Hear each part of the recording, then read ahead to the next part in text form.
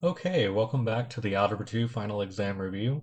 In this video, we're going to cover section 14, where we're sketching transformations of graphs of the square root function and the cube root function.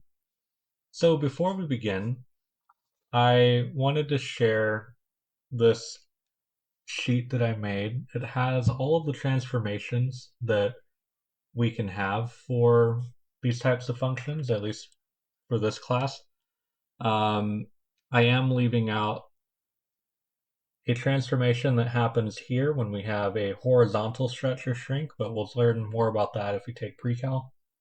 For now, all we need to be worried about is when we have reflections over the x-axis, vertical stretches and shrinks, moving our function left and right and up and down. So I recommend writing, maybe pausing the video and writing this stuff down to use for reference. And so just to recap what happens here, if this number here is ever a negative number, then it's going to be a reflection over the x-axis. If this number here, a, is bigger than 1, ignoring the sign, that's why I put this absolute value here. So ignoring the sign, if it's a number bigger than 1, like 2, 3, 4, 2.5, 5/3, any fraction or decimal bigger than 1, then it's going to be a vertical stretch by a factor of a. So again, whatever that number is. And also ignoring the sign, so that's why I have the absolute value bars here. If it's a number less than 1, so if we have 0.5 or 1/2 or anything like that for a, then it'll be a vertical shrink by a factor of a. The transformation is given by h. So if h is a number that is bigger than 0, it's a little confusing because we have this negative here. So basically, just be on the lookout for if you see x minus h, it's going to go right h units. And again, over here, it's a little confusing because the sign's flipped. But if you have h is a negative number, so aka if you see 8x plus some number h, then it'll move left h units. The last transformation we have, or whether we move it up or down, if we see k, if k is a positive number, this one actually is intuitive. So if it is plus k, then it'll go up, or yeah, it'll go k units up.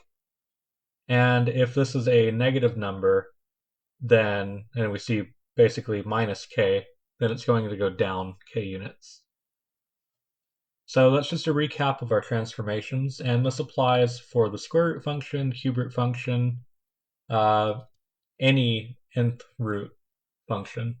So yeah, that's just a recap of these transformations, and so for the remainder of the video, I'm going to assume that you are familiar with these. So let's look at questions from section 1, from section 14.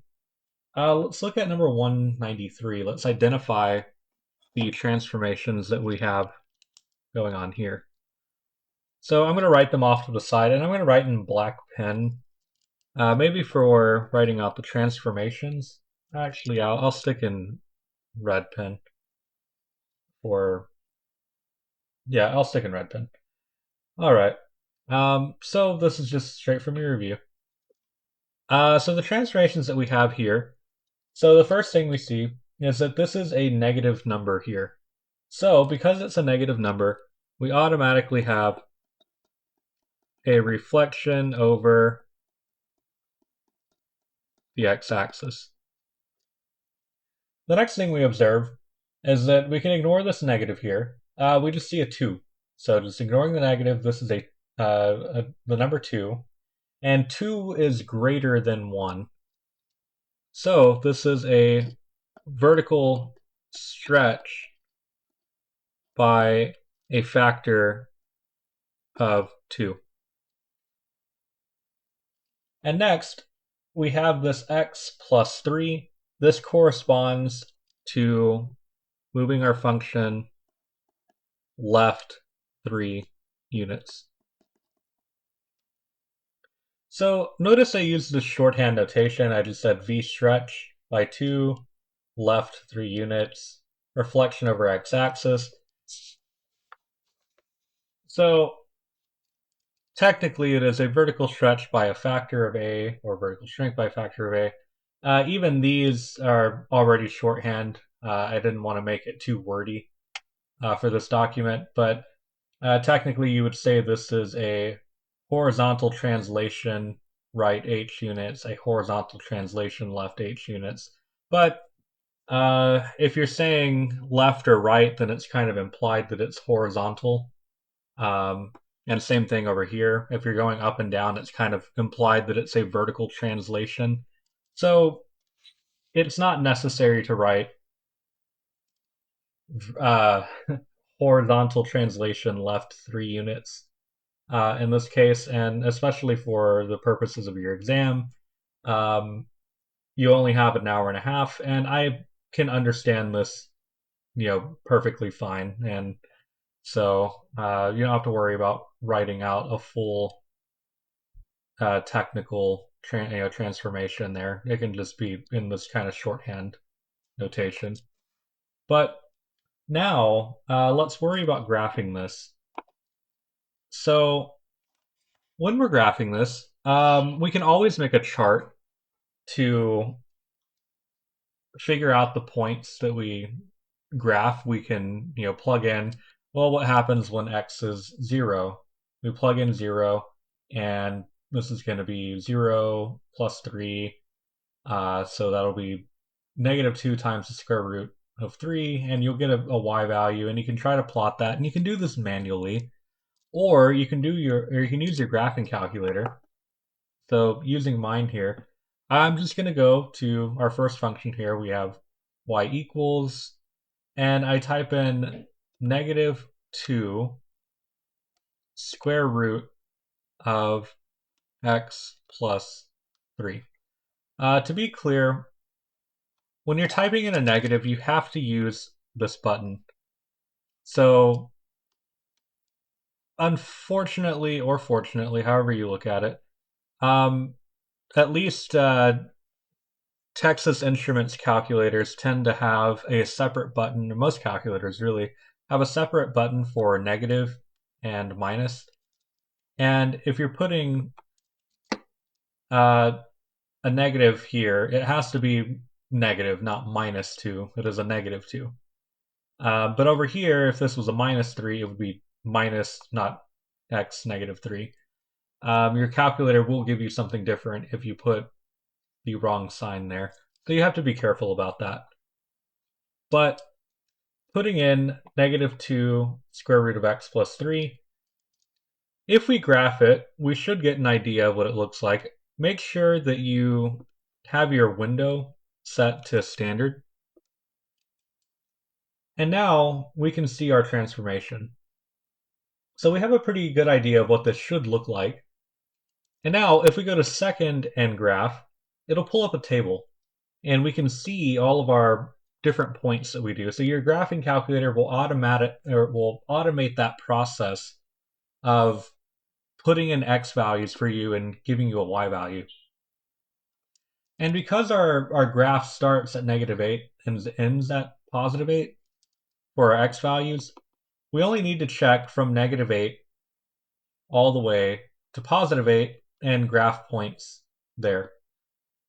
So first, observe that if we start at negative 4 and below, all of that gives us errors. The reason we get errors for that is because your graphing calculator is trying to plug in the square root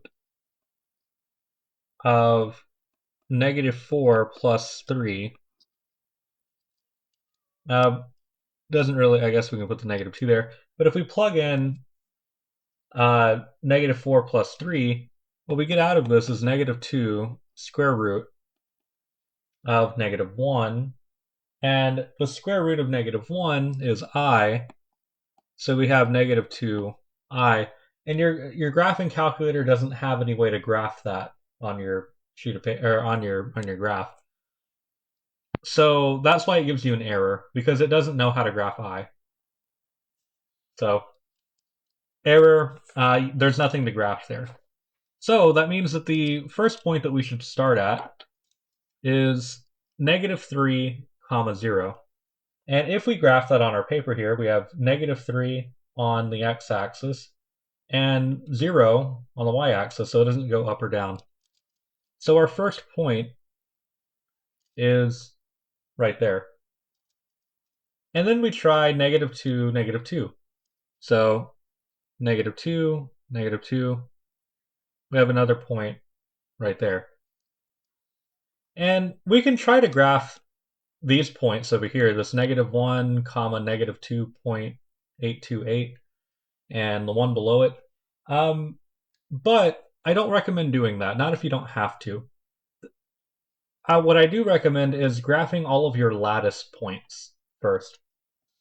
So on a grid, your lattice points are all of the points where these vertical and horizontal lines meet.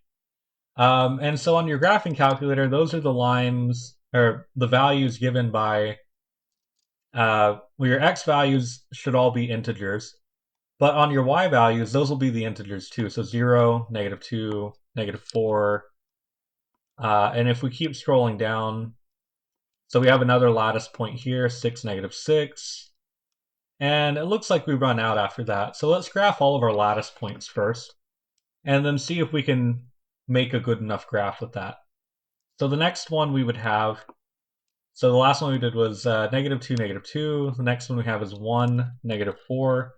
So over 1 and then down 4. And the next one is 6, -6.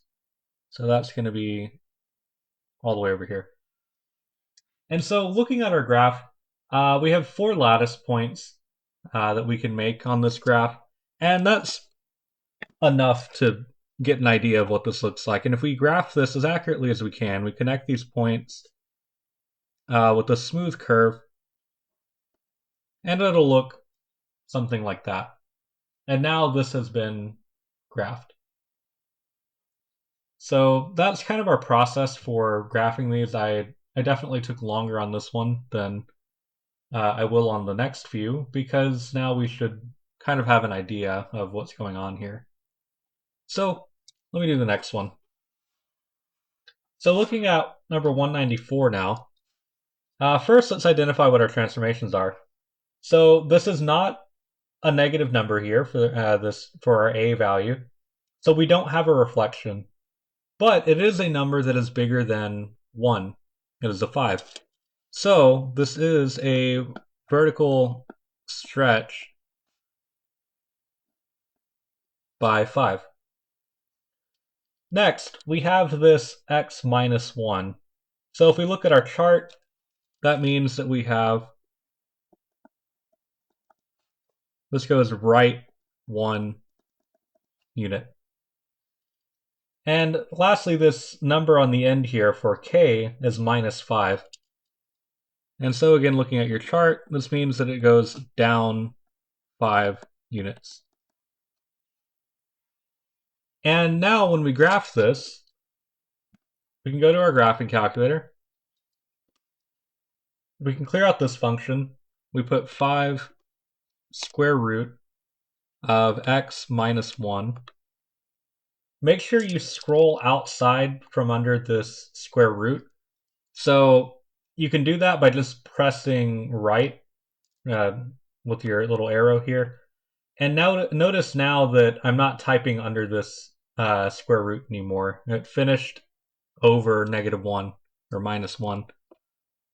Last thing we do is we do -5, and now we can graph it. So we get an idea of what this should look like. And now let's see what what our table tells us. So we don't have any points to graph 0 and below. So all we can graph is 1, -5. So we have 1, -5, which is down here. Then we have 2, 0, just right there. we have 5, comma 5. So 1, 2, 3, 4, 5. 1, 2, 3, 4, 5.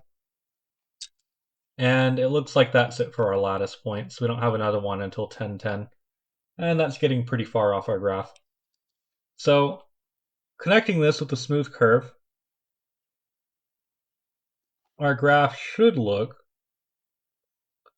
probably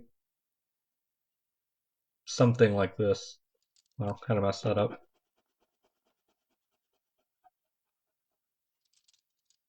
We know it goes to the point 10, 10, which is probably going to be somewhere out there. So our graph should go something like that. And if we can compare that to what our graph looks like, that's fairly accurate. We can even go zoom square, and it gives us a slightly more accurate. It makes all of these increments evenly spaced, like an actual grid. Even though this graph doesn't have vertical and horizontal grid lines, in Zoom Standard, notice that the vertical increments are smaller than the horizontal increments. So it kind of squishes your graph, which is why it looks a little bit flatter than the graph that we made on our paper. But if we go back to Zoom Square, now they're evenly spaced, and we see that they are stretched kind of the same amount here. So this is a more accurate graph here. But that's how we do number 194. So for number 195, this number is not negative for our A, so it's not a reflection. However, 3/5 is smaller than 1. So we have a vertical shrink by 3/5. And then this -1 tells us that our graph moves right 1 unit. And so those are the only two transformations that we have. Our k value, we don't see 1, so really it's just a +0. So it doesn't move up or down. And now let's type it into our calculator and see what we get. So let's clear this. And you can put 3 divided by 5 like this, and then square root of x minus 1. Your calculator interprets that as like order of operations, so it's not necessary. It does 3 divided by 5 and then multiplies that by x minus or square root of x minus 1. So it gives you this. It's not necessary to put parentheses around 3 over 5.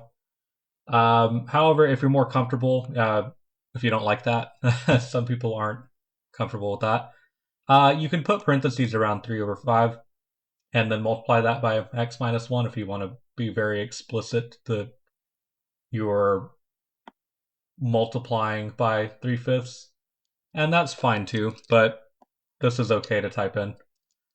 And so now when we graph that, we should have an idea of what this looks like. Okay.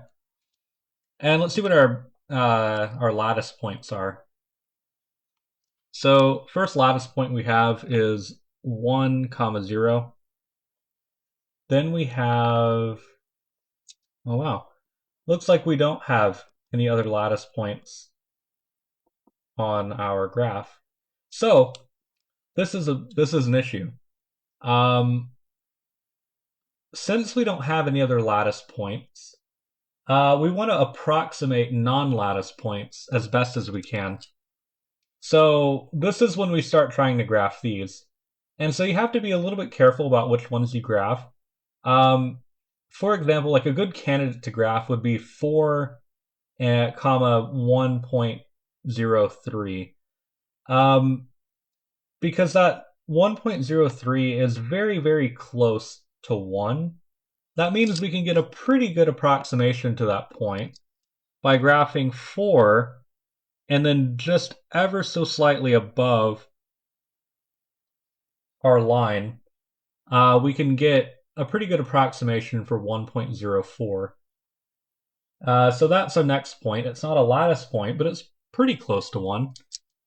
Another good candidate would be maybe this 7 and 1.47. So 1.47 is pretty close um, to about 1.5. So if we go to 7 on our x-axis, and then about 1.5, a little bit below, we can again approximate that pretty well. And, oh, that is, wrong point. 1.5-ish. So about right there. And so we get a pretty good idea of where this should be. And so your graph doesn't have to be perfect, but it gives us a good idea of what it should look like. And connecting with a smooth curve, our graph will look something like this.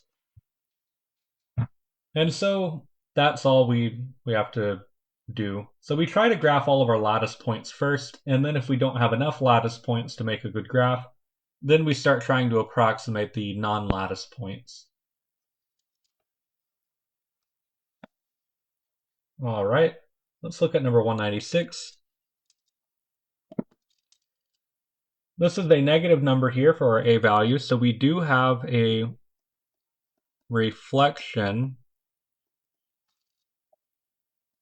over the x-axis. So we know it's going to be upside down. We do have a vertical stretch by 3 because this number, ignoring the sign, is bigger than 1. And we don't have a horizontal translation at all because it's just x and then we have the square root ends. But we do have this plus 4 here, which means that we are going to go up 4 units. And so let's see if our graph looks like that. So we go back to y equals and we have negative 3 square root of x and then plus 4.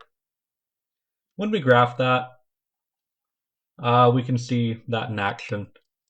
So this graph is definitely stretched and it is upside down.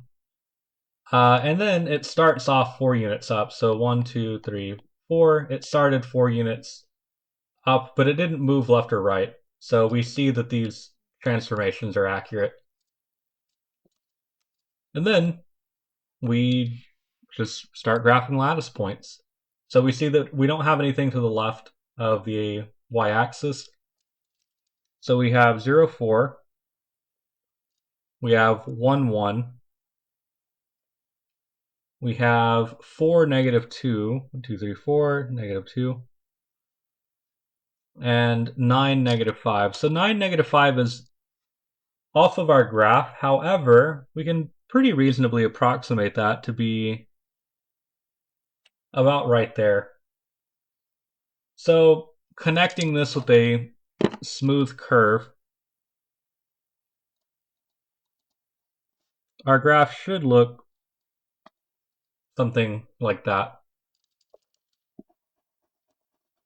And try to graph this as accurately as possible. So of course, if you mess up on your graphs, I'm not going to take off for it not being perfect, but try to make it as nice as possible.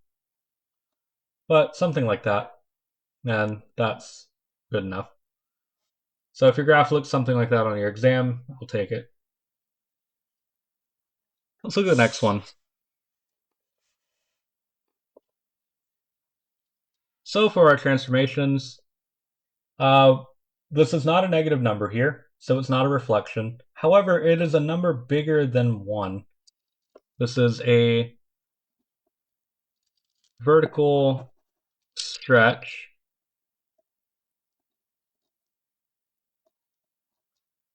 by 2, We have a plus 5 here, so that means we're going to go to the left 5 units. And we have a minus 2 here, so we're going to go down 2 units.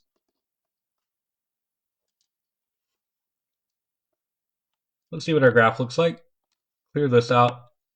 We have 2 square root of x plus 5, and then we subtract 2 from the end of that, and let's see what our graph looks like. Okay, so we have an idea of what it should look like. Now, let's verify that that looks accurate. Okay, definitely stretched here. It moved left 5 units, 1, 2, 3, 4, 5, and down 2, so it started down 2. So our transformations make sense. Let's see what our lattice points tell us. So we have, scroll all the way to the top until we start seeing error. Okay, so the first point that we can plug in is -5, -2. That's going to be over here. Next one we have is -4, 0. That'll be right there. Next lattice point we have is -1, 2. It's right there. And do we have any other lattice points? Okay, so we have 4, 4. 2, 3, 4, 4. And anything else? No. Doesn't look like it. And that's fine. We have 11, 6, but that's pretty far off our graph now. So, this is enough lattice points to graph, and connecting this with a smooth curve, we get something that looks like that. And so we're done. Let's try the next one here.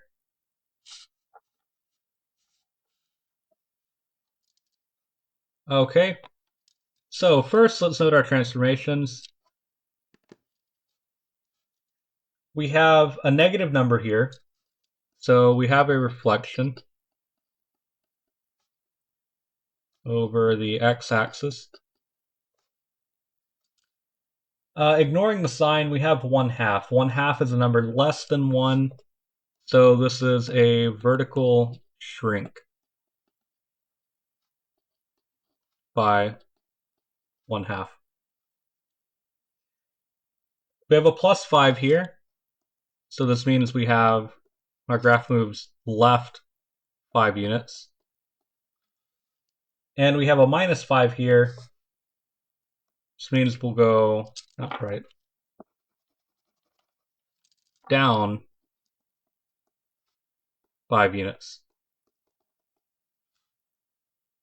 Okay, so let's graph this and see what we get. So we have -1 divided by 2 square root of x plus 5, scroll out from under the square root, minus 5. If we graph it, okay, we have that. So this is definitely flatter, so we see that this is a shrink. And it's upside down, so we see that it's the reflection over the x-axis. We moved it left 5 units, so 1, 2, 3, 4, 5. And we moved it down 5 units, 1, 2, 3, 4, 5. So our transformations make sense. And now let's graph our lattice points. Okay, so the first lattice point that we can graph is -5, -5. So that's going to be right there. Our next lattice point is -1, -6. So -1, -6 is going to be right here. Our next lattice point, 11, -7. Okay, so that's pretty far off of our graph now. Let's try to graph non-lattice points. Well, this one's a nice one. This is a -6.5. So at 4, -6.5, right in the middle between -6 and -7. And even if we scroll back up over here, we had this -4 comma -5.5. So that's going to be right there. And let's see if we can get one near 8. Uh, okay, well, 7, this -6.73, it's pretty close to -6.75, so it should be about a fourth from this -7 line, so halfway between the halfway mark. And if we graph that, that's going to be about right there. So now we have more points to work with here. And connecting this with a smooth curve, it'll look like that. And so that's graphed. So let's look at, well, this video is already 31 minutes long. So I think I'm going to just make a part 2 for this. So that way we do the cube roots in a separate video.